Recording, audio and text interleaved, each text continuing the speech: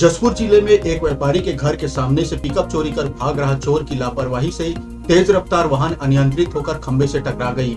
इस दुर्घटना में वाहन चोर की मौके पर ही मौत हो गई। इसके बाद की जानकारी इसकी सूचना दी गई। सूचना मिलते ही पुलिस मौके पर पहुंची। पूरा मामला जसपुर थाना क्षेत्र का है। बता दें कि यह घटना देर रात की है। वाहन चोरी कर भाग रहा आरोपी शिवम गुप्ता आदतन बदमाश था।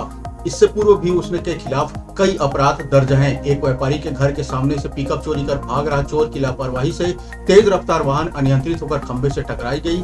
इस दुर्घटना में वाहन चोर की मौके पर ही मौत हो गई। इसके बाद इसकी सूचना पुलिस को दी गई। सूचना मिलते ही पुलिस मौके पर पहुंची।